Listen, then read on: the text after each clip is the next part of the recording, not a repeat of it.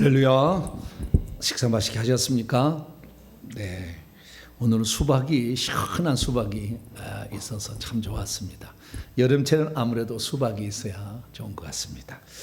이제 다 같이 묵상으로 기도하심으로 오후 찬양 예배 시작하도록 하겠습니다.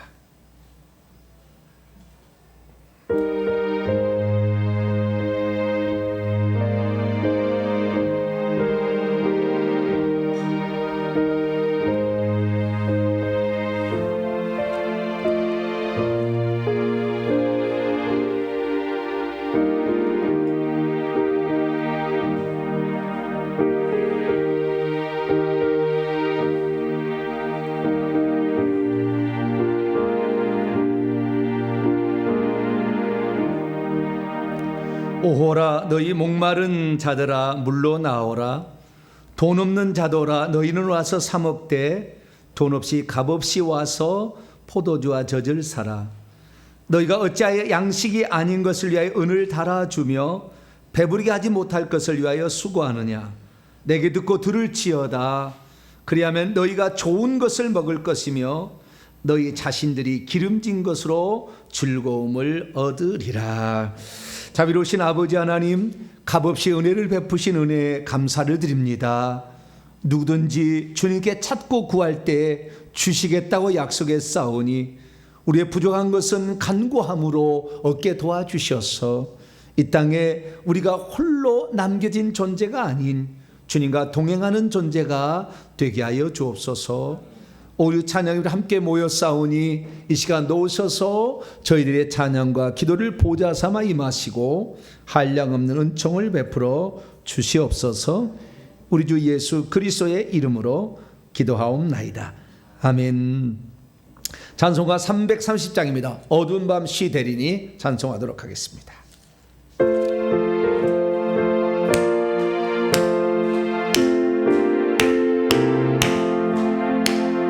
어두운 밤 시 대리니 내 집은 뒤떠서 찬이슬 외칠 때에 일찍 일어나 해돋는 아침부터 힘써서 일하고 일할 수 없는 밤이 속에 오리라. 어두운 밤 새되리니 내 직분 지켜서 일할 때 일하면서 놀지 말아라. 낮에는 수고하나 쉴 때도 없는 날 수 없는 밤에 속에 오리라. 어두운 밤 새되리니 내 직분 지켜서 제늘에 뵙긴 곁에 힘써 일하고 부빛이 나하여 어서 어둡게 되어도 할 수만 있는 대로 힘써 3절 어두운 밤 시 되리니 어두운 밤 시 되리니 내 직분 지켜서 제늘에 뵙긴 곁에 힘써 일하고 그 빛에 나하여 어서 어둡게 되어도 할 수만 있는 대로 힘써 일하라. 할렐루야. 밤이 오리니 그때는 아무도 일할 수 없느니라 그러지 않았습니까? 밤이 오기 전에 열심히 우리가 일해야 될 줄로 믿습니다. 292장 찬송 한 장 더 하죠. 주 없이 살 수 없네 찬송하도록 하겠습니다.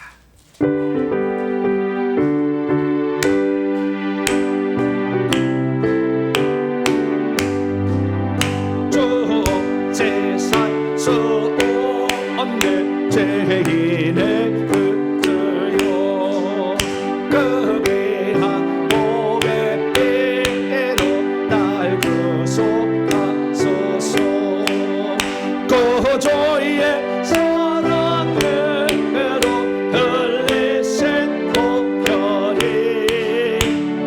소망 나의 회로 내 영광 됩니다.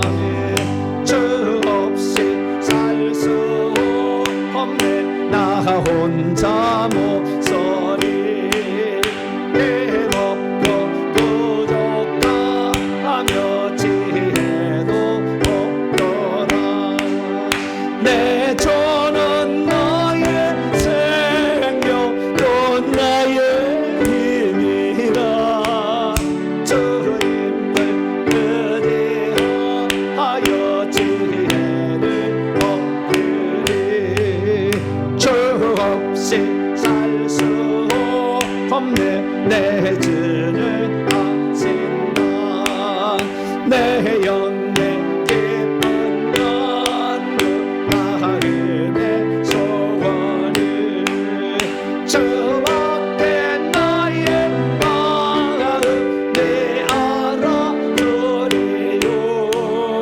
내 마음 위로하사 영원케 하시네. 주 없이 살 수 없네. 세월이 흐르고 예 깊은 고독 속에 내 생명 끝나도 살아온 풍랑일 때 날 지켜주시니. 내 곁에 계신 주님 늘 힘이 되시네. 아멘.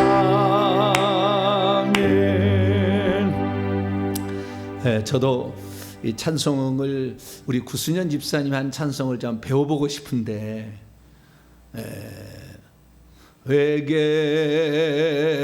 회개하라 전국이 가까웠다 막 아주 잘하잖아요. 창부 타령 뭐 이렇게 하고. 그래서 좀 제가 배워보지 시간이 없어요. 제가 좀 배워가지고 같이 좀 하면 좋겠는데 그죠? 별로 안 좋아하세요?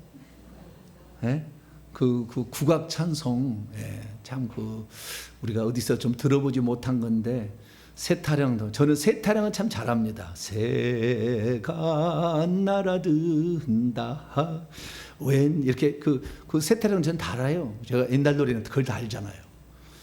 그런데 어쨌든 이 구수현 집사님이 거기다 개사를 딱 해가지고 복음을 딱 집어넣었더라고. 야, 그 머리 똑똑하네. 그리고 어쩌면 그렇게 가사가 착착착 막히게 만들었는지 모르겠어요.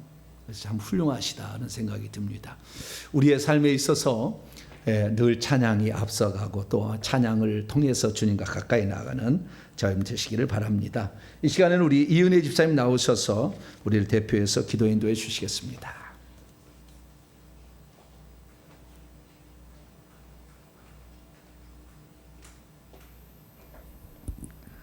좋으신 하나님 아버지, 죄 가운데 마귀의 종루를 타던 우리를 자녀 삼아주시고 주님을 찬양할 수 있는 예배의 자리에 나오게 하심을 감사를 드립니다. 이 시간 이 예배가 우리의 마음을 다하여 아버지가 기뻐 받아주시는 예배가 되길 원합니다. 우리를 긍휼히 여겨 주시옵소서. 이 나라 이 민족을 사랑하여 주셔서 1945년 8월 15일 광복의 기쁨을 누리게 하시고 지금까지 인도하여 주셔서 참으로 감사를 드립니다. 이 마지막 시대에 끝까지 주님을 사랑하고 주님께 크게 쓰임받는 대한민국의 민족이 되길 원합니다. 또한 우리에게 회개의 중요성을 알려주셔서 참으로 감사를 드립니다. 우리와 우리의 조상들의 죄로 인해 악한 영들이 우리를 묶고 저주 가운데 살게 했음을 깨달았습니다. 더 많은 사람들이 회개의 중요성을 깨닫게 하여 주시고 회개의 영을 더 강하게 부어주셔서 날마다 회개함으로 주님께 더 가까이 가는 대한민국의 민족이 되게 하여 주시옵소서. 이 시간 말씀 전하실 정보회 목사님을 성령께서 주장하여 주시고 사역에 필요한 강한 은사를 더하여 주셔서 죄와 사망의 권세에 눌려있는 이들을 생명의 길로 인도하는 귀한 목사님이 되게 하여 주시옵소서. 또한 영육간의 강건함도 허락하여 주시옵소서. 우리 동탄 명성교회 지체들도 하나님을 더욱더 사랑하고 섬기며 하나님과 친밀한 교제 가운데 아버지의 마음과 합한 자들로 동행하는 자들이 될 수 있도록 인도하여 주시옵소서. 새 예배 초소와 회개와 천국복음 연구소를 계획하고 있습니다. 기억하여 주시고 필요한 모든 것을 붙여 주시옵소서. 주님의 뜻 안에서 이루어지길 소망합니다. 역사하여 주시옵소서. 감사를 드리며 우리 주 예수 그리스도의 이름으로 기도드립니다. 아멘.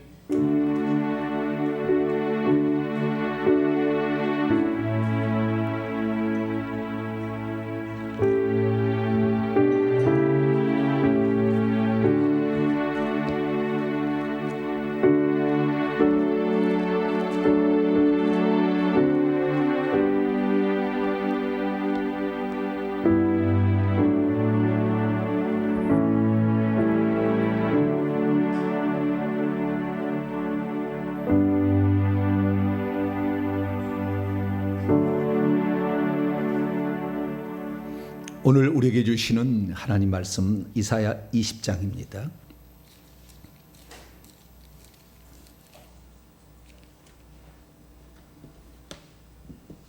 이사야 20장 1절에서 5절까지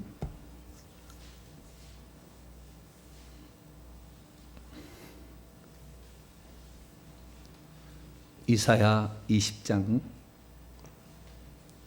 1절에서 5절까지 말씀 보도록 합니다. 1절에서 5절까지 한 절씩 교독하시는데요. 이사야에게 하나님이 특별 명령을 하셨어요. 순종하기 어려운 명령을 했어요. 어떻게 했을까요? 무슨 명령일까요? 생각하면서 한 절씩 교독합니다. 아수르의 북쪽입니다. 아수르의 사르곤 왕이 다르단을 그 군대 장관입니다. 다르단을 아스도르스로 보내며 그가 와서 아스도스를 쳐서 취하던 해니라. 그때 여호와께서 아모스 이사야에게 말씀하여 이르시되 갈지어다 내 허리에서 배를 끌고 내 발에서 신을 벗을지니라 하시매 그가 그대로 행하여 벗은 몸과 벗은 발로 다니니라. 여호와께서 이르시되 나의 종 이사야가 3년 동안 벗은 몸과 벗은 발로 다니며 애굽과 구스에 대하여 징조와 예표가 되었느니라. 이같이 애굽의 포로와 구스에 사로잡힌 자가 아수르 왕에 끌려갈 때에 젊은 자나 늙은 자가 다 벗은 몸과 벗은 발로 볼기까지 드러내어 애굽의 수치를 볼기는 엉덩이를 지칭하는 옛날 말입니다. 5절 같이요. 그들이 바라던 구스와 자랑하던 애굽으로 말미암아 그들이 놀라고 부끄러워할 것이라. 아멘. 기도합니다. 자비로우신 아버지 하나님 말씀을 봅니다. 과거의 역사는 우리의 교훈이 있고 우리가 들어야 될 역사의 귀중한 자료입니다. 오늘날에 똑같은 일이 우리에게 벌어질 수 있사오니 주여 실수하지 않게 하여 주시고 어떻게 하면 하나님으로부터 칭찬 듣고 상 얻는 자 되는 것인가 정확히 알아들을 수 있도록 도와주시옵소서. 우리 주 예수 그리스도의 이름으로 기도하옵나이다. 아멘. 오늘 시간에는 천국에서 가장 빛나는 옷을 입고 있는 이사야 무슨 이유 때문이었을까 라는 제목으로 함께 말씀의 은혜를 나누기를 원합니다. 이 지금 천국에 가면 천국 성도들이 살고 있잖아요. 그러니까 많은 사람들이 예수님이 오시면 심판을 받고 그래서 천국과 지옥으로 나뉜다 이렇게 하는데 그건 아니에요. 지금 죽어보세요. 죽지 않아도 돼요. 영안이 열려서 지금 천국 가면 천국에 이미 성도들이 살고 있어요. 다시 또 종말에 심판하는 거 아닙니다. 그때 죽은 사람 심판하는 거지. 그때 죽은 사람 심판하는 거지. 지금 사람 이미 천국 가 있는데 야 생각해 보니까 너 심판이 좀 잘못됐더라. 지옥에 좀 갔다 올래? 그럴 일은 없다 이거예요. 아시겠죠? 그러니까 우리가요 현재 사는 것이 심판을 지금 만들어가고 있는 거죠. 죽으면 바로 끝났습니다. 죽으면 바로 심판이 아닌 게 아니라 죽으면 이미 다 결정돼 버린 거예요. 단지 우리가 어떻게 살아왔는지 장면으로 보여줄 뿐이죠. 그리고 주님이 오실 때 그때까지 우리의 영혼 어디 낙원에서 쉬고 있다가 무덤 속에 있다가 육체가 도킹을 해가지고 주님 앞에 가서 심판받는 거 아닙니다. 많은 사람은 그렇게 알고 있는데 그거 아니에요. 실제는 그러지 않습니다. 그러니까 여기에 신학과 교리와 실제가 다른 거예요. 이런 데 많아요. 정말로 있는데, 그래서 천국에 지금 이사야가 어떻게 하고 있는지 천국에 가면 볼 수 있는 거죠. 이사야 집에 갈 수가 있어요. 그 집에 가서 차를 마시고 올 수 있다니까요. 목사님 그거 하면 좀 이상한데요. 이상할 수도 있어요. 실제를 말씀드려요. 그러니까 실제를 알아야 성경을 풀어가는데 정확한 거예요. 결론이 어떤지를 모르면 열심히 풀었는데 잘못 풀 수 있잖아요. 그래서 결론을 알고 우리가 가는 거죠. 그래서 이미 이런 눈만 감으면 1초도 안 돼서 천국에 들어가서 보고 온 사람이 많아요. 그런 사람들의 그 의견들을 제가 종합해서 말씀을 드리는 거예요. 그래서 말씀을 드리는 거니까, 어떤 것은 성경에 안 나왔으니까 이런 것을 믿을 필요 없다, 안 믿어서 관계는 없어요. 참조하시면 되는 것이고, 중요한 건 뭐냐, 이사야는 좌우지간 예수님께서 가장 많이 신약 성경에서 인용케 하신 선지자예요. 맨날 이사야가 예언했다고 나오잖아요. 자, 마태복음 1장부터 한번 볼까요? 맨 처음부터 이사야 나오는 거예요. 맨날 이사야 말씀 나와요. 자, 22절 23절 맨 처음에 인용한 거 볼까요? 시작. 이 모든 일이 된 것은 주께서 선제로 하신 말씀을 이루려 하심이니라. 이르시되 보라, 처녀가 잉태하여 아들을 낳을 것이요 그의 이름은 임마누엘이라 하리라 하셨으니, 이를 번역한즉 하나님 우리와 함께 계시답니다. 이게 이사야 7장 14절이잖아요. 네. 그러듯이 계속 이렇게 인용을 하게 됩니다. 들어도 듣지 못하고 봐도 보지 못한 이사야 말씀이에요. 이사야 계속 신약 성경에 가장 많이 인용되고 있다. 그래서 가장 예수님에 대한 메시아 예언이 가장 많이 나온 성경책이 이사야서다. 그래서 우리는 이사야를 귀중하게 여겨야 되는 거예요. 실제를 말씀드리자면 천국에 갔을 때에 24장로가 있는데 24장로의 한 사람 이사야고, 그 이사야는 1번 보좌에 앉아 있는 것이고, 이사야는 천국에서 가장 빛나는 화려한 게 아니라 빛나는 거예요. 화려하지 않습니다. 빛이 강력하게 나오는 거죠. 빛이 강력하게 비치는 그런 옷을 입고, 그러니까 이사야 앞에 가면 눈이 뭐라고 그래요? 바울은 몸에서 빛이 나요. 몸에서. 근데 이사야는 옷에서 빛이 나요. 그래서 엄청난 게 빛을 받는. 왜 그렇게 되었을까? 성경을 보니까 그 이유가 나와 있는 거죠. 아, 이래서 그렇겠구나. 그러면 우리들도 천국에 갔을 때 옷이라는 것은 신분을 가리키잖아요. 신분. 그렇잖아요. 왕이 왕복을 입고 있잖아요. 의사가 가운을 입고 있잖아요. 의사가, 내가 의사인데 가운을 안 입고 내가 티를 입고 진료를 하고 있다 그러면 이러잖아요. 모든 사람은 자신에 걸맞는 옷을 입고 살게 돼 있어요. 천국에 가는데 하물며 자기가 종의 신분으로 천국에 들어가 있는데 왕복을 입고 다닐 리가 없다 그 말이에요. 절대 그러지 않는 거예요. 그래서 우리가 그 이사야가 입고 있는 그 옷을 보면 그 옷에서 빛이 나는데, 그 빛이 난 이유는 어디에 있었을까? 이사야를 찾아보니까 그 이유가 나와 있어서, 우리가 천국에 들어가기 전에 우리가 먼저 공부를 해서, 아하, 나도 천국에서 빛나는 옷을 입고 싶은데 그러면 어떻게 할까?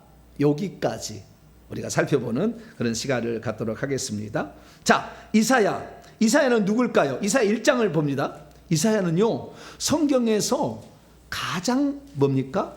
좀 품위가 있는 선지자입니다. 무엇이 있는 선지자?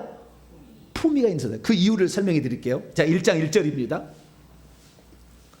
상당히 교양 있는 사람이라 그 말이에요. 아시겠죠? 아주 교양 있는 사람이다. 왜 그러는가? 자, 1장 1절입니다. 시작. 유다 왕 우시야와 요담과 아하스와 히스기야 시대에 아모스의 아들 이사야가 유다와 예루살렘 관하여 본 계시라. 아모스 1번 딱 내려오면 밑에 뭐라고 되어 있어요? 아모츠 이렇게 되어 있죠. 그리고 안 나와버렸네. 아모스가 누구냐 이거. 아모스. 자, 아모스의 아들 이사야라고 나오죠. 이사야라는 말이 아주, 이사야라는 것은 호세아 이렇게 그 야샤 구원하다라는 동사에서 온 말이고, 야라는 말이 야흐의 준 말이에요. 야는 여호와의 축약역입니다. 그래서 이사야, 예레미, 야흐죠. 야흐입니다. 네. 히스기 야흐예요 다. 그런데 그 야흐인데 흐자 발음이 좀 안 나요. 그래서 야라고 그냥 하는 것입니다. 그러니까 여호와가 구원하신다 그런 뜻이라고요. 이사야가 여호와가 구원자다 뭐 이런 뜻이에요. 이름 자체가 메시아하고 똑같아요. 예수님도 여호와가 구원하신다라는 뜻입니다. 예수라는 말도. 이사야도 예수가 구원한다. 그러니까 메시아가 구원한 여호와가 구원한다는 뜻이고 예수님도 여호와가 구원하는 뜻이에요. 그러니까 똑같은 이름인데 발음상의 차이일 뿐입니다. 그러니까 메시아를 예표하는 이름이다 이렇게 하는 거예요. 그런데 그가 어느 시대에 선지자 노릇에 했느냐? 4명의 왕이 나오죠. 우시야 10대 왕입니다. 남유다. 요담 11대 왕, 아하스 12대 왕, 히스기야 13대 왕. 언제 죽느냐? 14대 왕 므낫세 때 죽어요. 언제요? 므낫세 왕 때. 므낫세가 어떻게 죽이느냐? 히브리서에 보면은 나와요. 히브리서에 11장.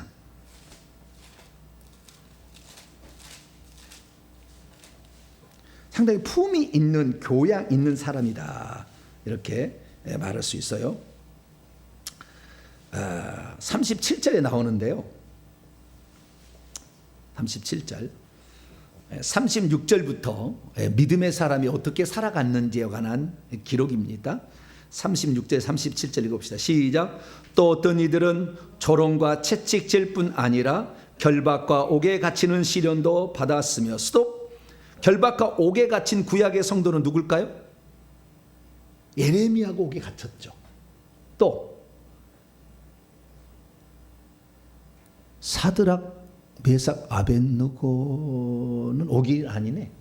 거기는 옥이 아니라 뭐였죠? 풀무불에. 네, 풀무불이니까 그 불이라는 말이 또 나오거든요. 불이라는 말 그건 아니네. 어쨌든 결박과 옥에 갇히는 시련. 예레미야 옥에 갇혔습니다. 37절 시작. 돌로 치는 것과 톱으로 켜는 것과 시험과 칼로 죽임을 당하고 양과 염소의 가죽을 입고 유리하여 궁핍과 환난과 학대를 받았으니 이것은 그 예수님 시대 이후에 네로 황제나 도미시안 황제 때 이런 양과 염소의 가죽을 씌워가지고 사자밥이 되기엔 그런 일이 있고요. 그러면 여기서 톱으로 켜는 것과 라는 말인데 이 톱으로 켜는 것과가 외경에 의하면 이사야를 므낫세가 톱으로 썰어 죽여요. 순교한 겁니다. 톱으로 썰어서 죽입니다. 화가 나가지고. 왜? 우상을 지극히 많이 쓰고 52년 통째 엄청난 우상 숭배를 한 사람이 므낫세인데 이 므낫세에게 책망을 했거든요. 그러니까 톱으로 썰어 죽여버렸어요. 그래서 결국에 죽게 됩니다. 다시 이사야 1장 1절로 와서 그래서 우시야, 요담, 아하스, 히스기야 그 다음에 므낫세 왕 때 죽임을 당하는데 히스기야 때까지 예언을 하는 겁니다. 예언은 히스기야 때까지만 예언했는데 이 계산해 보면요. 우시야 왕이 791년에서 739년까지 통치했기 때문에 그때부터 해서 히스기야가 728년, 697년 이렇게 합치게 보면 한 60년 예언한 거예요. 60년 예언가로 예언한 겁니다. 그럼 언제 태어났느냐? 우시야 때부터 예언하기 시작했으니까 그 전에 태어났겠죠. 우시야 왕의 아버지는 아마샤입니다. 9대 왕 아마샤. 그러면 아모스는 누구냐? 아마샤의 남동생, 왕의 동생, 친동생. 왕의 친동생이 누구라고요? 아모스. 이게 왕의 조카이죠. 아마샤 왕의 조카가 누구예요? 이사야. 그러니까 상당히 품이 있고 교양 있고 친분도 높고 이런 사람이었다는 거예요. 이사야가. 그래서 이사야는 주로 왕들에게 예언을 했습니다. 왕들에게. 그래서 하나님께 부름을 받아가지고 왕들의 얘기이기 때문에 이 선지자를 궁궐 선지자라고 부릅니다. 어떤 선지자? 궁궐. 그래서 궁중에서 왕들에게 책망하는 회개하라고 외치는 그런 선자였죠. 그런데 이제 이 므낫세가 우상 숭배하는 걸 보고 그 책망하다가 성경은 안 쓰였습니다. 히스기야 때까지만 쓴 거예요. 므낫세는 안 썼는데 그때 회개 외치다가 결국에 화가 난 므낫세 왕에서 톱으로 켜서 죽임을 당합니다. 근데 그 므낫세가 므낫세, 아몬, 요시야 아들의 셋째 아들이죠. 시드기야 때 죽어요. 4대 만에 딱 멸망합니다. 우상숭배 4대까지 죄를 묻겠다 그러죠. 딱 끝나는 거예요. 그래서 딱 끝나는 겁니다. 정확히. 성경은 정확하게 성경대로 이루십니다. 그래서 이 이사야 선지자는 궁중에 있는 교양 있는 학식도 있고 신분도 높은 사람이었다. 그런데도 하나님께 쓰임 받아서 선지자가 되었다는 거예요. 특히 우리는 이사야를 어떤 이사야라고 보냐면은 메시아 예언자라고 부릅니다. 무슨 예언자요? 메시아 예언자. 메시아에 관하여 40장부터 66장까지 40장에는 세례 요한이 외치는 것부터 66장은 새하늘과 새 땅 예언이에요. 그래서 이 어쩌면 신약 성경의 축소판이다. 40장부터 66장까지가.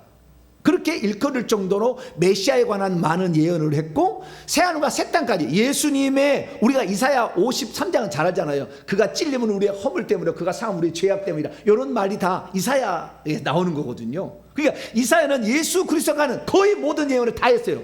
잉태부터 보라 처녀가 잉태의 아들을 낳을 부터 시작해가지고 이게 예수님의 그 부활 예언까지 다 나옵니다. 이사야는. 그러니까 대단한 예언가다. 분량으로 치자면 예레미야보다는 조금 적어요.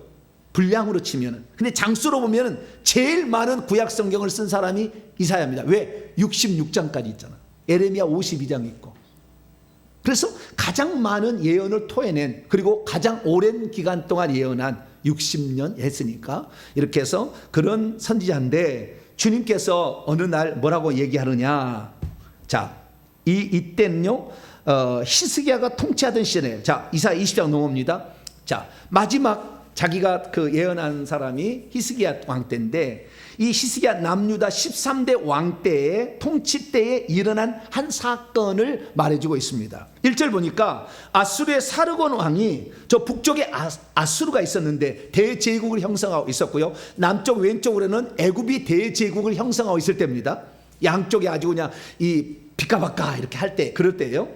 사르곤 왕이 다르단, 자기의 군대 장관입니다. 다르단을 아스돗은 블레셋 나라의 5 방백이 있잖아요. 5 방백이 모여서 블레셋 나라 이루는데 제일 북쪽에 있는 동네가 아스돗입니다.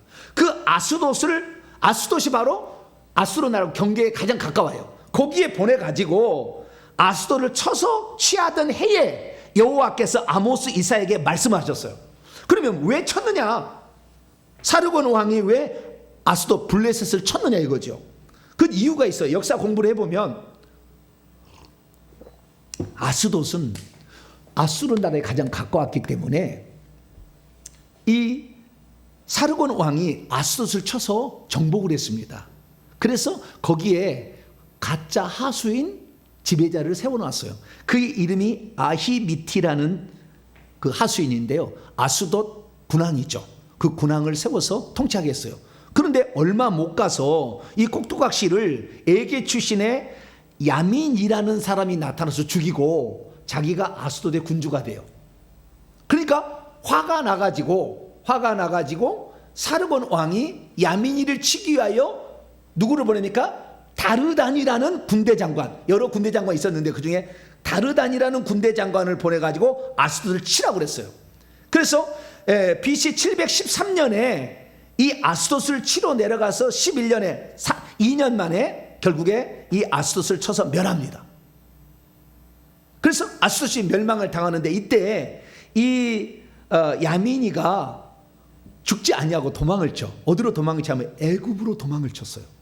그때 애굽은 어떤 왕이 다스리고 있었냐면 애굽은 그 셈족 계열이 와서, 원래는 함족이잖아요. 셈족 계열이 와서 다스릴 때가 모세 통치 때예요. 아니 모세가 그 살았을 때, 그때는 셈족 계열이 와서 이렇게 이제 그때가 아니고 그 요셉이 창세기에 있는 요셉이 자기 아버지를 불러가지고 애굽에 살게 했을 때 그때는 셈족 계열의 힉소스 왕조였거든요. 그래서 그 셈족 계열이 와서 왕노를 할 때예요. 그러니까 북쪽에서 와서 애굽에서 왕이 돼서 지배할 때가 있었고, 때로는 남쪽에 있는 구스라는 나라, 에디오피아죠. 에디오피아에서 올라와서 애굽을 쳐가지고 지배할 때도 있었어요. 근데 이때는 구스 나라의 샤바카라는 716년에서 702년인데 샤바카라는 왕이 이 사람이 올라와서 애굽을 쳐가지고 애굽을 두 나라를 합쳐가지고 구스 에디오피아와 애굽을 동시에 지배하고 있을 때였어요. 그래가지고 이 야민이가 아수르가 치니까 도망을 쳤어요. 왜냐하면 이거 대제국이, 아래가 대제국이니까 살려달라고. 그러니까 내게로 오라. 감히 나에게 오는 사람 나는 내가 보호해주겠다. 그래가지고 애굽왕이 그냥 샤바카가 좋다 이러고 오라고 그랬어요. 그래서 거기에 있었어요. 근데 어떻게 되느냐, 애굽으로 가가지고 야민이가 있으니까 아수르 나라가 가만히 있겠어요? 사르곤 왕이 야 다르단 내려가서 제 애굽 쳐 그런 거예요. 그래가지고 대군을 이끌고 애굽을 치러 내려가니까 애굽 왕이 겁을 먹었어요. 그래가지고 야민이 내줘버렸어요. 여기 당신 이것 때문에 왔잖아. 우리나라 치지 마. 그렇게 보여주겠다고 그렇게 오라 그냥 좋다고 해놓고는 위험하니까 안아 가자라 그걸 줘버렸어요. 그렇게 죽임 당했죠. 야민이가 처참하게 죽임을 당합니다. 그리고 물러납니다. 그런데 그때 하나님께서 여호와께서 이사야에게 한 말을 한 거예요. 뭐라고 얘기했느냐? 자, 2절입니다. 그때 여호와께서 아모스의 아들 이사야에게 말씀하시되 가라. 가는데 어떻게 가느냐? 이게 중요한 거예요. 내 허리에서 배를 끌어라. 이게 이스라엘 사람들은 통옷을 입잖아요. 치마가처럼 돼 있는 통옷을 입어. 그래가지고 어디 움직이려면은 이렇게 펄렁펄렁하면 못 입으니까 가운데 이렇게 허리띠를 꽉 묶는 거예요. 이렇게 아시겠죠? 그래야 일도 하고 잘 다닐 수 있어요. 이것이 벙벙하면은 잘 안 되잖아요. 그래서 일을 할 때는 반드시 묶어야 돼. 근데 이때 내 허리에서 배를 끌어라. 그러니까 허리띠를 풀으라는 거죠. 그러니까 이 모든 것은 결국에 배를 끌으라는 것은 이 배옷을 벗으라는 거예요. 배옷을 벗고 그 다음에 뭐예요? 내 발에서 신을 벗으라. 그래서 그가 그대로 하여 벗은 몸과 벗은 발로 다니게 했어요. 자, 아까 제가 이사야는 어떤 사람이라고요? 교양 있는 사람이라니까. 신분이 있는 사람이라니까. 높은데 왕들하고만 이렇게 레벨을 맞추지 아랫사람들하고 이렇게 말도 안 섞는 그런 아주 상당히 높은 그런 좀 지위를 있었다니까요. 그런데 아니 옷을 헐라당 벗고 다니면 되겠어요, 안 되겠어요? 교양 있는 사람이. 제가 여러분 옷을 헐라당 벗고 가서 설교한다고 보세요. 가만히 있으라고 옷을 헐라당 벗고. 저 양반 미쳤나 지금? 아니 그러지 않겠어요? 한번 생각해 보시라고. 미쳤네. 환상으로 보니까요. 그때 당시에 하는 얘기가 들리는데 뭐라 하냐면 저 미친놈 아니야? 아니 대낮에 왜 할당 보고 다녀? 사람들이 막 미친놈 돌았나 봐. 그게 환상으로 보여요. 미쳤다고 이제 한 게 된 거예요. 교양 있는 사람이요 교양 없이 행동한다는 게 쉽지 않아요. 얼마나 수치심이 모욕감이 그게 들겠어요 사람들에게. 근데 하나님이 벗으라고 했어요. 그걸 벗었는데 입으라고 얘기를 안 하네. 그 다음에 입으라는 얘기가 안 해. 언제까지 했냐니까 3절에 보세요. 3절 주여 여호와께서 이르시되 나의 종 이사야가 3년 동안 벗은 몸과 벗은 발로 다니며 애국과 구스에 대해 징조와 예표가 되어 3년 동안 입으라고 안 해. 근데 언제라고 하나님이 얘기도 않고 그냥 벗으라. 너는 벗어서 그냥 다니라고 그래. 너는 돌아다니는데 벗고 신발도 신지 말고 돌아다니라고 그랬어요. 그래서 돌아다니고 있어요. 이것을 뭐라 하냐면 행동 예언이라고 합니다. 무슨 예언? 행동으로 하나님의 뜻을 계시하는 거예요. 근데 이것을 하는 이사야는 얼마나 수치심과 모욕을 했겠어요. 내가 하나님의 뜻을 이룬다고 하는데 나는 못 되는 거예요. 똥이 아니구나. 나는 이상한 사람 되는 거잖아. 나는 망가지는 거잖아요. 주님, 나 망가지고 싶지 않아요. 나 왜 나를 이렇게 망가뜨리세요? 그렇게 말할 수 있다 그 말이죠. 나 교양 있는 사람이잖아요. 나 그래 하나님을 말씀을 대언하는 그런 하나님이 가장 사랑하는 사람이잖아요. 이게 뭡니까 이게? 그렇게 말할 수 있는 상황이었어요. 벗으라고 해놓고는 입으라고 안 했는데 언제까지 오늘 그랬어요. 내일 또 그랬어요. 모레 그랬어요. 그러다가 몇 년 지났다고요? 3년이 지났다니까. 근데 가만히 있으라는 거 돌아다니라고 그랬다니까. 또 그냥 옷 벗고 그냥 내 집에만 있으면 누가 뭐라 하겠어요, 그죠? 안방에 있으면 뭐랄 거 없잖아요. 근데 그걸 돌아다니래. 이거 쉽지 않습니다. 주님은 어떤 뜻을 계시하기 위해서 나에게 명령을 했지만 나 자신 너무나 수치스럽고 모멸감을 느끼잖아요. 주님은 당신의 뜻을 드러내지, 지금 드러내고 있는데 나는 뭐요? 수치심과 모멸감에 지금 나는 치를 떨 수 있잖아요. 사람들이 있다니까 이래. 너무 맘들었나? 그렇게 손가락질을 했다 그 말이죠. 그러면 이 벗은 몸과 벗은 발로 다녔다는데 그러면은 팬티는 입었을까 안 입었을까? 그때 당시에는 팬티가 있었을까 없었을까요? 안 입고 살았나? 나 그것까지 생각은 안 해봤는데 좌우지간 팬티를 벗으라는 말은 없더라고. 배옷만 벗으라고 했고 그 다음에 신발을 벗으라고 그랬지. 감사해. 나는 그 다음까지 생각 안 하려고 해요. 안에까지 다 벗었는지는 잘 모르겠어요. 왜냐하면 성경 말씀에 배옷을 벗으라고 했잖아요. 배옷을 끌어라. 네, 그래서 묶고 있는 걸 끌어가지고 벗었어요. 그럼 팬티는 입었지 않았을까? 아니 몸은 벗었다니까요. 근데 팬티를 벗었다는 말은 없잖아요. 이게 내 허리에서 배를 끌려라. 끌려가지고 저건 끌려서 이게 벗었다 그 말이에요. 그리고 벗은 몸과 벗은 발이지 팬티까지 벗었다 이런 말은 없잖아요. 여기에 어쨌든 당시에 그 풍습을 보게 되면요, 팬티는 입는 거 아닌 거 상관없대요. 그냥 옷을 벗는 것은 아주 수치스러운 사람들에게 손가락질 당하게 하는, 모욕감 주게 하는 방법이었대요. 그러니까 아마 학자들은요 안 벗었을 거라 얘기하고 성경을 그냥 아주 그냥 집요하게 이렇게 좀 강하게 이렇게 성경을 해석할 사람은 다 벗었을 것이다. 우리 유필남 집사님처럼 다 벗었을 것이다. 그래야 확실하게 수치감을 느낄 것이다. 그랬을 것이다. 그렇게 해석한 사람이 있는데 그건 줄을 쓰세요. 그냥 그쪽 줄을 쓰시고 유필남 집사님 줄을 쓰든지 아니면 신학자 줄을 쓰든지 둘 중에 하나를 써가지고 선택하시면 돼요. 근데 성경에는 안 나왔다 이거다 이거예요. 배옷 입었는데 그 배옷을 벗었다. 이렇게만 나왔다. 우선 그 말씀을 드립니다. 그래서 이게 지금 중요한데 뭘 중요하냐면 한우는 그럴 수 있다. 이게 한우는 야 너 옷 벗어. 알았어요.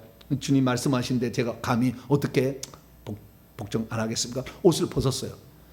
근데 돌아다니라 그러잖아요. 하루 정도는 내가 할 수 있어요. 할 수 있는데 그 다음 날도 입으라는 얘기를 안 해. 그 다음 날 입으라는 얘기를 안 해. 야, 이거 순종할 수 있겠어요? 없겠어요? 이거 힘들 것 같아. 이건 힘들 것 같아. 내가 보니까 좋은 일 아니에요. 그런데 결국에 하나님께서 3년이 지난 해에 그때 비로소 옷을 입으라 이렇게 얘기했다는 거예요. 여러분 여기에서 중요한 점은 뭐냐면 첫째, 옷을 벗으라 해놓고 나중에 옷을 입게 하겠다고 예시를 하지 않았어요. 미리 알려주지 않았다는 거예요. 언제까지 해야 될지 몰라. 이런 상황에서 옷을 벗고 다녔다는 거. 두 번째, 왜 옷을 벗어야 되는지 설명은 안 해줬어요. 옷만 벗으라 그런 거예요. 뭐라고요? 옷을 벗으라. 예전에 그랬다잖아요. 수도원에, 옛날 수도원 그 중세시대에 기도를 안 하잖아요. 신부들이. 그러다 보니까 기도를 좋아하는 사람들이 가서 그런 사막 이런 데 들어가서 수도원을 만들었어요. 기도만 해. 거기 가가지고 거기에서. 신부들은 막 돈하고 권력하고 야합하니까. 그래서 이제 무슨 수도원 얘가 수도원을 만들어서 그 수도원을 하는데 어떤 사람이 수도원에 가서 나도 수도스타가 되고 싶다고 수도원에 갔다는 거 아니에요. 그래가지고 저도 수도승이 되고 싶습니다. 선생님 받아주시옵소서. 이렇게 했더니 그러면 나의 진짜 여기 와서 수도 생활을 하겠느냐? 예, 어떠한 일이 있어도 제가 순종하겠습니다. 근데 수도원 생활은요 딱 두 가지만 합니다. 하나는 기도하는 것, 하나는 노동하는 것. 왜냐하면 먹고 살아야 되잖아요. 그래서 밭을 일궈가지고 이렇게 야채를 재배하고 이렇게 과일을 이렇게 해가지고 그것으로 하고 그 다음에 먹고 그리고 기도하고 이렇게 사는 거예요. 아시겠죠? 그러니까 수도원 영성들은요 눈이 대부분 영안이 다 열려요. 그것밖에 안 하니 기도만 안 하니 기도밖에 안 하니까. 우리 성도들이 만약에 영안이 열리고 싶으면은 때려치고 그냥 수도원 가시면 돼요. 거기 가면은 자연과 노동하다가 기도만 딥다 하는 거니까. 근데 우리는 그렇게 하려면 내 새끼는 누가 길러요? 그거 어렵잖아요. 그래서 우리가 참 훌륭한 사람, 옆 사람의 인사합니다. 당신은 참 훌륭한 사람입니다. 시작. 당신은 참 훌륭한 사람입니다. 세상에 양쪽 다 기도만 하면 얼마나 좋겠어. 예? 근데 우리는 양쪽 다 해야 되잖아요. 예. 저는요, 목사보다 여러분이 더 훌륭해. 목사는 맨날 밥 먹고 연구하는 것이 성경하고 밥 먹고 그 다음에 하는 게 기도잖아요. 그거 하는 거잖아요. 근데 여러분은 와서 성경도 들어줘야 돼, 헌금도 바쳐줘야 돼, 밥도 해줘야 돼, 다 하면서도 그래도 감사하고 하는 거야 막. 그러니까 당연히 평신 다 천국 많이 가지. 주예종 거의 못 가. 못 가요, 못 가. 네, 여러분들이 더 훌륭한 사람이에요. 그래서 근데 어쨌든 여기에서 주님께서 왜 그렇게 해야 되는지 이유라도 알면 좀 속편하잖아요. 왜 그래야 되는지 이유를 알려주시고 그렇게 하면 좋은데, 수도 원장이 그런 거예요. 수도사가 되려느냐? 그러면 오늘부터 배추를 심는데 배추를 뽑아가지고, 배추를 뽑아서 김장을 해야 되니까 배추를 뽑아서 어떻게 심느냐? 거꾸로 배추를 거꾸로 해가지고 심어놔라, 그렇게 명령을 했어요. 아니 곧 배추 김장을 해야 되는데 배추를 뽑아서 거꾸로 해가지고 심어놓으라, 그렇게 수도 원장이 얘기한 거예요. 그러면 들을래요, 안 들을래요? 수도 원장이 나이를 처먹더니 완전히 노망을 했구나 생각하겠어요, 안 하겠어요? 상식으로 이해가 안 되잖아요. 근데 여러 사람이 왔다는 거예요. 근데 단 한 사람만 그렇게 하고 나머지 9사람, 10사람이 갔는데 9사람은 안 했대. 이건 이상하다. 이건 말이 안 되는 이야기인데 상식에 어긋난다. 그래서 안 했다는 거예요. 그래서 결국에 9명은 돌려보내고 한 사람만 제자로 받았다는 거예요. 왜? 너는 네가 이해하지 못해도 나의 말을 분명히 의미가 있을 것이라고 생각하고 나에게 말하는 것이라고 생각하고 순종하겠으면 그 자세가 너는 수도사의 자격이 있다, 이랬다는 거예요. 그래서 하나님은 때로는 우리가 아니 꼭 이렇게 해야 됩니까 하나님? 나는 못 되는데요, 나는. 이럴 수가 있잖아요. 그런데도 불구하고 하나님의 말씀이라면 주여, 제가 이해는 되지 않지만 주님 말씀이니까 제가 그렇게 하겠습니다 라고 할 수도 있어야 된다는, 이렇게 명령하는 목사가 있다면 그 목사는 때려쳐야 돼. 때리니까 쫓아내야 돼. 이렇게 말하면 안 돼. 그렇지만 하나님께서 어떤 방면에 우리가 일생에 한 번쯤은 이런 일을 경험할 수 있다는 거예요. 그때도 어떻게 해요? 이사야가 하나님 말씀에 순종해서 무려 3년 동안 벗고 다녔다는 거예요. 그래서 어떻게 됐을까요? 여러분, 행동의 예언가들이 몇 명 있었어요.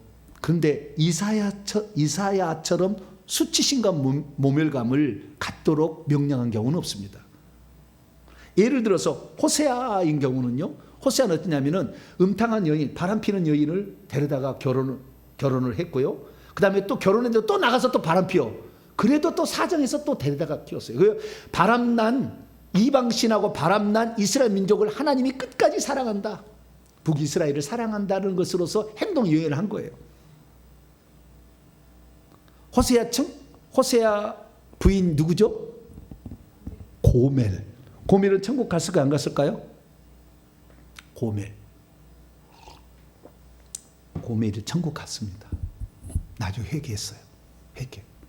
고멜이 아주 예쁜, 천국에서 몇 번째 안에 들어간 사람, 사라가 미인이고요, 고멜이 미인입니다. 막달라 마리아가 미인인데 이 고멜이 엄청 미인이래요.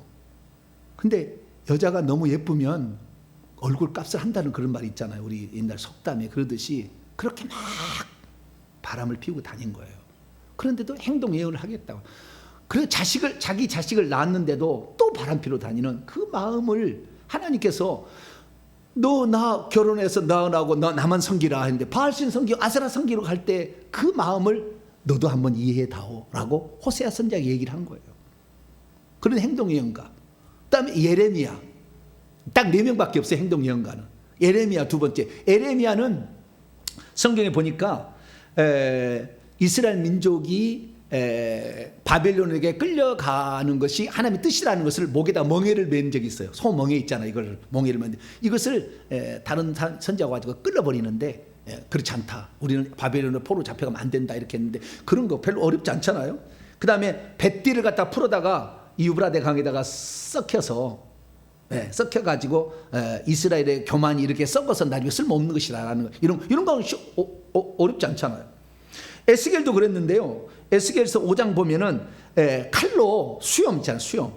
그 다음에 머리털을 싹 밀어버립니다. 밀으라고 해 하나님께서 이렇게 다. 이게 뭐요? 하나님께서 이제 더 이상의 쓰지 않겠다는 것으로 싹 밀어버린 없애버렸다라는 의미. 이스라엘 심판하겠다는 것으로 그렇게 하는 거. 이것은 별로 어렵지 않잖아요. 뭐요? 아니 옷을 다 벗고 우리 피란 비수사님 뭐까지 벗었다고요? 네, 거기까지 벗고 나 교양 있는 사람이라니까. 나 그러지 않은 사람이라니까 나는. 그런데 그렇게 이렇게 다니면은 얼마나 이게 나중에는 돌 던지고 미친놈아 이씨. 네가 예언가 무슨 예언가 그랬을 거 아니에요. 그런데 그렇게 했다는 거죠. 그래, 다른 사람의 행동 예언보다 훨씬 잔인해. 얘기도 설명도 안 해줘. 그런데도 그 일을 했다 그 말이에요. 3년이 지나자 하나님께서 그 이유를 알려줍니다. 기후를 알려주면 4절 나왔습니다. 4절 시작. 이와 같이 애굽의 포로와 구스에 사로잡힌 자가 아수르 왕에게 끌려갈 때 젊은 자나 늙은 자가 다 벗은 몸과 벗은 발로 볼기 엉덩이까지 드러내어 애굽의 수치를 보이게 될 거다 라는 거예요. 그러니까 뭡니까? 이것은 지금 왜 이런 얘기를 하냐면 그 다음 구절이 설명해 줘. 왜 또 했냐면은 요게 지금 1차적 이유는 뭡니까? 구스하고 애굽이 바벨론에 나중에 멸망을 당하는데 요 멸망 당하는 것에 그때 포로로 잡혀간 것을 미리 보게 한 거예요. 그런 이유는 뭐냐? 이스라엘 민족하고 뭔 상관이 있냐? 그 다음 구절이 나와. 이스라엘 민족하고 뭔 상관이 있느냐? 5절입니다. 시작. 그들이 바라던 구스와 자랑하던 애굽으로 말미암아 그들이 놀라고 부끄러워할 거예요. 이스라엘 민족이 그들이 바라는 구스와 자랑하던 애굽은 우리를 도와줄 거다. 구스가 우리를 도와줄 거다. 아수르가 아무리 쳐들어와도. 그게 아수르가 지금 BC 722년에 북이스라엘을 살만에셀 왕이 와가지고 멸망을 시켰어요. 살만에셀 왕 다음이 사르곤 왕이에요. 지금 사르곤 왕 때 이야기인데 그 바로 이전에 북이스라엘 멸망을 당했어. 그래서 남유다도 위험해. 그러면 사르곤 왕한테 굴복할 것인가? 조공 바치고 우리 살려달라 얘기할 것인가? 아니면 애굽을 의지해서 대항할 것인가? 선택해야 돼. 그건 선택해야 되는데 백성들이 지금 어떻게 한다고요? 애굽에 다 의지한대. 애굽이 대제국이니까 우리를 돌봐줄 것이다. 그리고 사람을 의지하는데 사람을 의지하고 하나님을 의지하지 않는 것은 가장 수치스러운 것. 그게 지옥에 나중에 다 벗겨요. 지옥에 간 사람 한 사람도 온 집은 사람이 없어. 지옥에 가보세요. 나중에 제일 수치스럽게 지옥적으로 모멸감을 주는 장소가 지옥입니다. 너가 나를 의지하지 않고 다른 것을 의지한다면, 다른 신을 의지하고 그런다면 너는 가장 수치스러운 삶을 살 수밖에 없다. 이스라엘 민족이여 깨닫고 애굽을 의지하지 말고 나를 의지하라. 하나님이 그 말을 하려고 미리 얘기해 주면 얼마나 좋아. 그죠? 예고를 해주고 이러니까 네가 3년 동안 이렇게 해라. 그렇다 한다면 좋은데 예고도 없이 이렇게 했다는 거예요. 그러니까 이사야는 참 힘들었을 거예요. 몇 번이고 오늘 집에 있다가 안 나가려고 그랬을 거예요. 주님 오늘 또 나가야 됩니까? 이 정도 하셨으면 됐죠. 응? 주님은 높아지지만 나는 뭡니까? 그랬을 거 아니에요.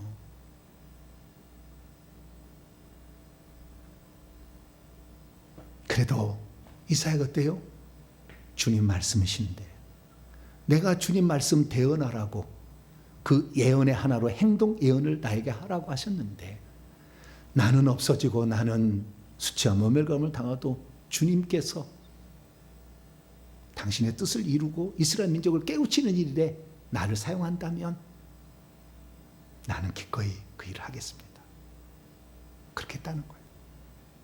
그래서 안 나가려는 발을 다음날 아침에도 문을 열고 또 나가고 돌아다니면 또 욕먹고 침뱉음 받아서 다시 들어오고 그 다음날 아침 되면 또 나가서 옷을 벗고 다녀야 되니까 이런 일들을 무려 3년 동안이나 했다. 참 우리가 하루만 억울한 일 당해도 우리는 죽을 맛인데 3년을 이렇게 했다. 아유 쉽지 않다. 그랬더니 하나님께서요 이사야에게 복을 주시기 시작합니다. 3년이 딱 지나니까. 여러분 하나님이 우리에게 할 수 없는 것을 시킬 때 순종하면은요 복이 있어요. 복. 말할 수 없는 복이 있어요. 첫째 3절입니다.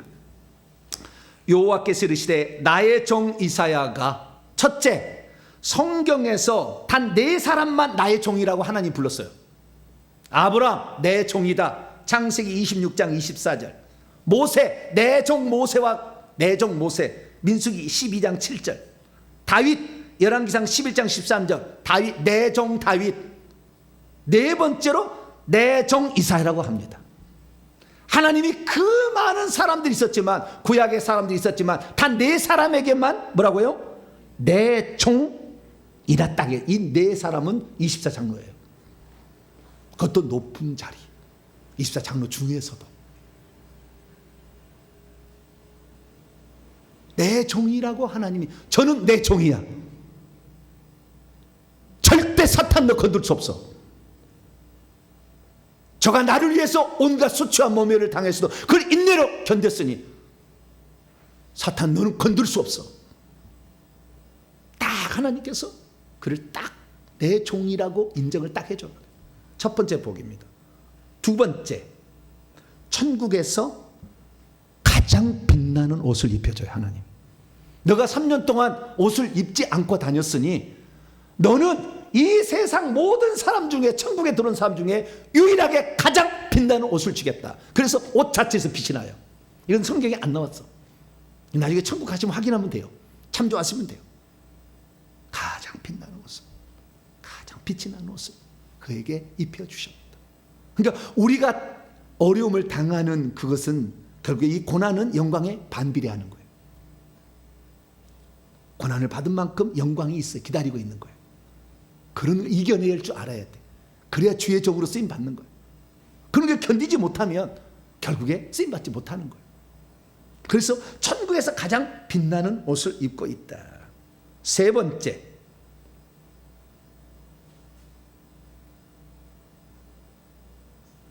하늘에 가니까요 성경책이 있어요. 그 집에 자기가 성경책을 쓴 사람은 천국에 자기 집에 뭐가 있어요? 성경책이 있어. 다 저 사도 바울도 성경책이 다 올라가 있습니다. 성경책. 모세도 그렇습니다. 성경을 쓴 사람은 성경책이 있어 자기 집에. 이렇게 그대로 이사야서가. 이 땅에서 쓴 것이 천국에서도 영원히 읽혀지는 거예요. 아마 예배 드릴 때 주님께서 이사야 말씀을 인용할 거예요. 천국에서. 이렇게 했다 이사야가. 그래서 오늘 이 자리에 있느니라 성도들이여 들으라. 그렇게 할 거예요. 신비한 것은 예배 드리러 갈 때 성경책을 들고 간다는 거예요. 천국에는 무겁지 않아요. 무게에 관심 없습니까? 그거 상관없습니다. 들고 예배 드려 간다는 거예요. 여러분은 천국에서 예배 드릴 때 뭘 들고 가겠습니까? 여러분의 희생할 수 없는 그 순간에 희생했던 순종을 들고 가시게 되기를 축원합니다. 그것이 영광스러운 거예요. 그게 영광스러운 거예요. 그리고 그의 집에 그가 했던 흔적들을 그대로 고스란히 남겨뒀는데요. 천국 집 3층 집이에요. 나중에 가시면 알지만 3층 집인데 2층에 보니까요. 2층이 자신의 일대기를 벽에다가 그림을 하나님이 그려놔서 착착착착 그려놔서 그 중에 제일 중요한 자리에 뭐가 있느냐.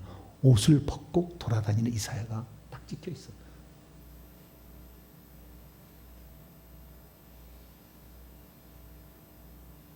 너는 나에게 순종할 수 없는 그런 상황인데 또 너는 나를 순종했다.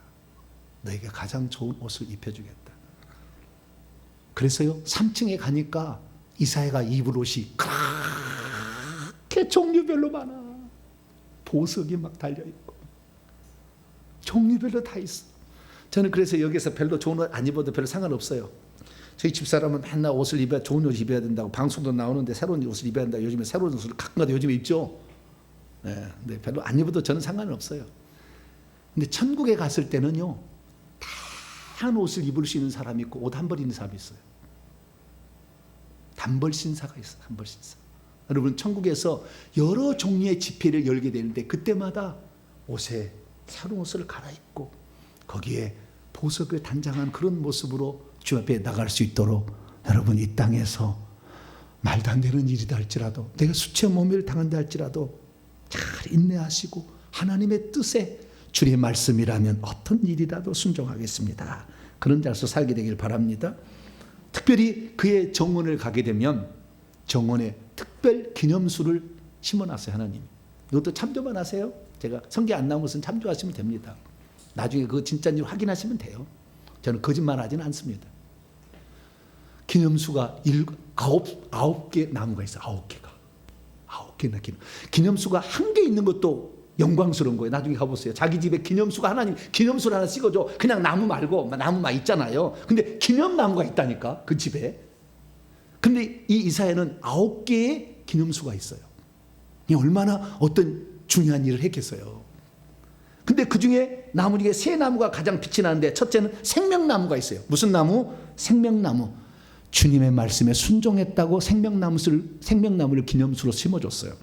두 번째는 복숭아나무가 있어요. 복숭아나무는 뭐냐? 네가 다른 사람보다 더 많이 희생을 해서 나의 뜻을 이루었으니 고맙다. 그래서 복숭아나무를 심어줬어요. 꼭 천도복숭아처럼 생겼어요.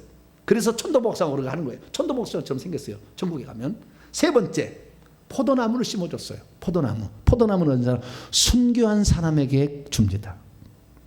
스데반 집에 가면 포도나무가 기념수로 있어요. 나중에 톱으로 켜서 죽임을 당했기 때문에 순교의 기념으로 하나님이 포도나무를 심어줬어요. 9가지 나무 중에 세 나무가 가장 감격적인 모습으로 가서 우리는 구경할 수 있어요. 그래서 우리가 이 땅에서 살 때 주님 때문에 내가 모멸을 당하고 주님 때문에 수치를 당하고 주님 때문에 어려움을 당한 것이라 할지라도 잘 참아내고 인내하는 사람에게는 하나님께서 큰 상을 주신다. 할렐루야. 그리고 24장로에서도 위대한 그 자리에 앉혀줬고 보좌자리 1번에 차지하는 훌륭한 사람이 되었다. 우리가 이 땅에 살아갈 때 우리가 주님 때문에 영광만 다 받을 수 있는 건 아니에요. 때로는 모함도 당하고 이단 정죄도 받고 이상한 사람 취급도 받고 많은 치에서도 그것을 이겨낼 수 있어야 돼요. 주님께서 이 일을 통하여서 주님의 뜻을 이룬다고 한다면 내 한 몸 주님께 드려 주의 영광을 드러내겠습니다. 이런 마음으로 살 때 하나님의 천국에서 상상할 수 없는 무한한 축복과 영광으로 우리에게 되돌려 주시는데 수배로 우리를 돌려주시니 그때까지 우리의 삶의 어려움들에서 불평하지 마시고 주님 순종하겠습니다. 말씀은 내가 참 듣기 좀 어려운 일이지만 그러나 순종하겠습니다. 그리고 희생한다면 제가 희생하겠습니다. 그리고 목숨을 드릴 수 있다면 내 목숨을 주의 복음을 위해서 주의 나라를 위해서 드리겠습니다. 이렇게 산다면 하나님께서 가장 좋은 것으로 영세 무궁토록 누릴 그 영광을 여러분에게 주실 줄로 믿습니다. 기도하겠습니다. 거룩하고 자비로우신 아버지 하나님, 우리가 이 땅에 살면서 이사야처럼 수치심과 모멸감에 3년을 살 수 있을까? 이사야는 그렇게 살아갔습니다.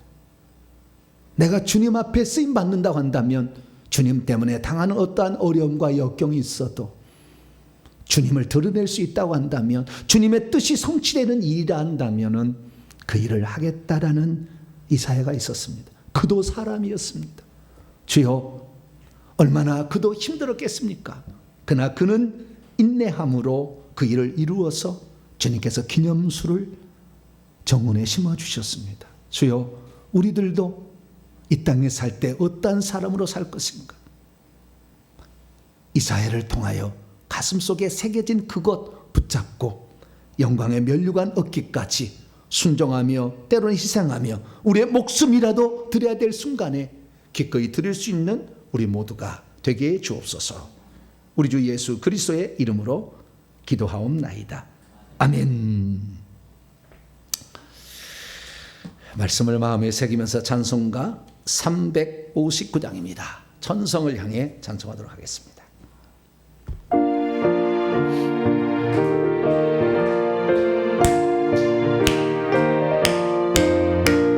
천성을 향해 가는 성도들아, 앞길에 장애를 두려 말아라. 성령이 너를 인도하시리니 왜 지체를 하고 있느냐.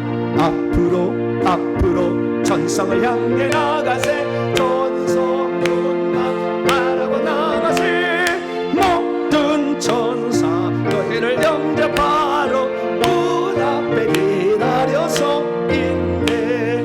너 가는 길을 누가 믿었거든 확실한 증거를 보여주어라. 성령이 죄에 감화하여 조사 너들도 장기를 찾으리. 앞으로 천성을 향해 나가세. 천성문만 바라고 나가세. 모든 천사 너희를 영접하러 문 앞에 기다려서 있네. 가는 길을 모두 가기 전에 내 손에 든 검을 걷지 말아라. 저마귀의 모두 깨뜨리고 끝까지 잘 싸워 이겨라. 앞으로 천성을 향해 나가세. 천성문만 바라고 나가세. 모든 천사 너희를 영접하러 문 앞에 기다려서 있네. 할렐루야.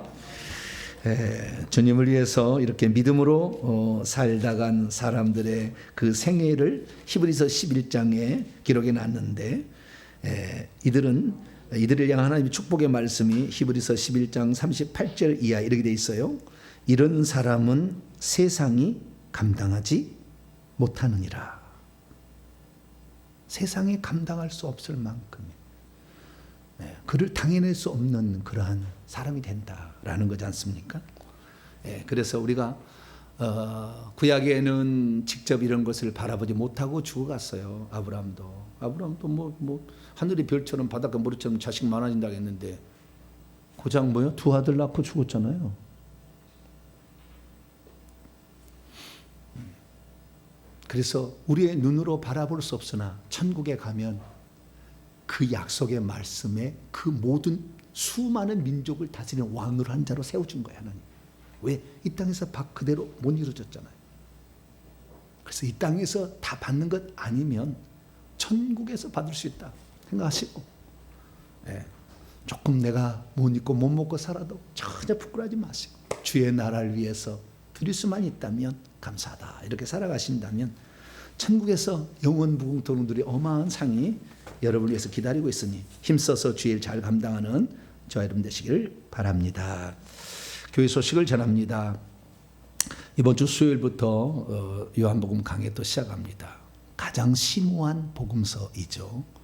예수님의 사랑이 얼마나 깊은가 이것을 세족식을 통하여 말씀을 나누고자 합니다. 수요일 11시에도 참여하시고 온라인으로 가니까요. 참여하시면 참여하시길 바랍니다. 다른 상은 예년과 똑같고요. 다음 주 오후 찬양 예배는 힐링 남녀 강원구 목사, 모리아 목사 부부인데요. 이 부부가 오셔서 우리에게 여기 찬양으로 하나님께 영광 돌리겠다 이렇게 해서 그럼 오시라고 했어요. 저도 하도 계속 오후 찬양 예배까지 맨날 준비하면요 잠을 잘 수가 없어. 부교육자 있으면 참 좋을 텐데 그죠? 부교육자한테 오후 찬양 예배는 좀 하라 그러면 될 텐데 이런 말씀 준비가 쉽지 않잖아요. 그런데 해야 되는데 다음 주에는 조금 쉴 수 있고 월요일부터 휴가잖아요. 좀 마음 편히 할 수 있겠다. 그러나 은혜는 많을 거예요. 엄청 많을 거예요. 많이 은혜 받았다고 하더라고요. 김노기 목사님 거기 초청해가지고 엄청 은혜 받았다고 그러더라고요. 막 좌우지간 유명한 목사님들이 많이 교회에서 초청하는데요. 다음 주에 주변의 사람들 오실 분 오셔서 공연이니까 일종의 와서 이렇게 볼 수 있도록 해서 하나님께 영광 돌리셨으면 좋겠습니다. 인사 나눕니다. 주님의 은혜가 여러분에게, 주님의 은혜가 모두에게 함께하길 바랍니다. 오늘까지가 여름 휴가의 막바지인데 주님 안에서 휴가를 보내신 분들 천국에서 많은 휴가 받으시기 바랍니다. 주님을 위해서 우리가 쉽게 드리면 하나님 다 기억하는 거예요.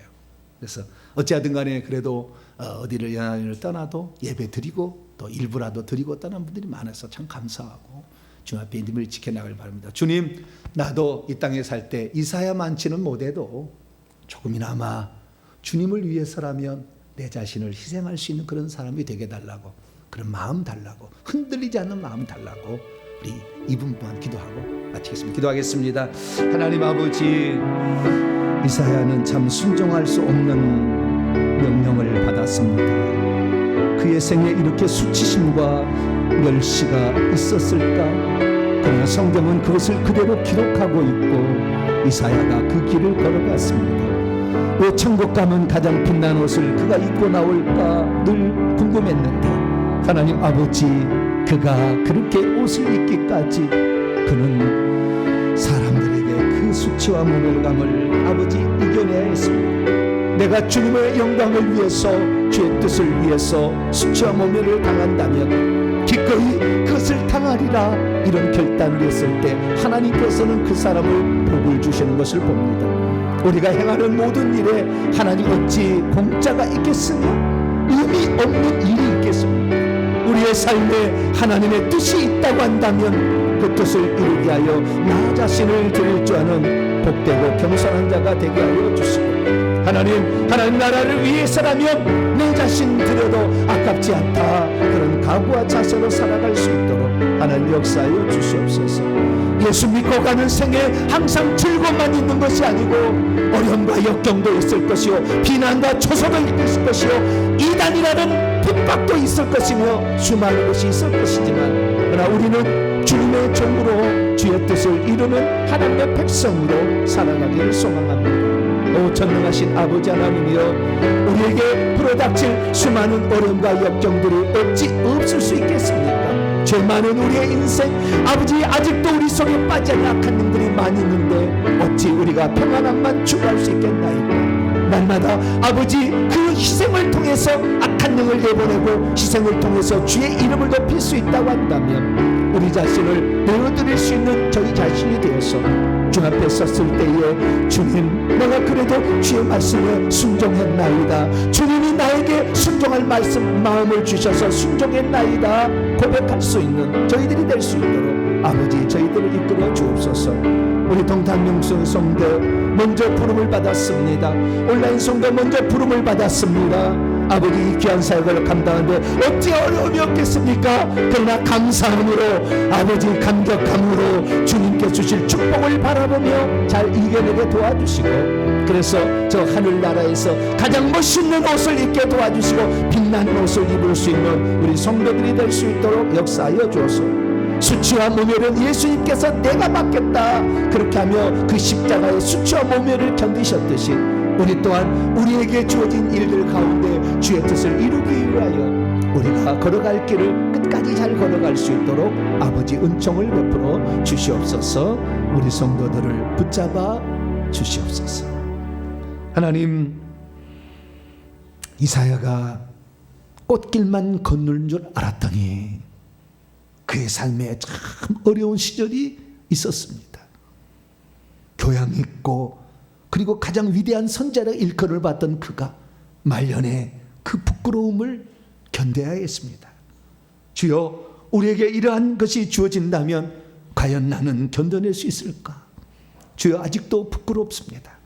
우리 자신이 과연 그 일을 해낼 수 있을까?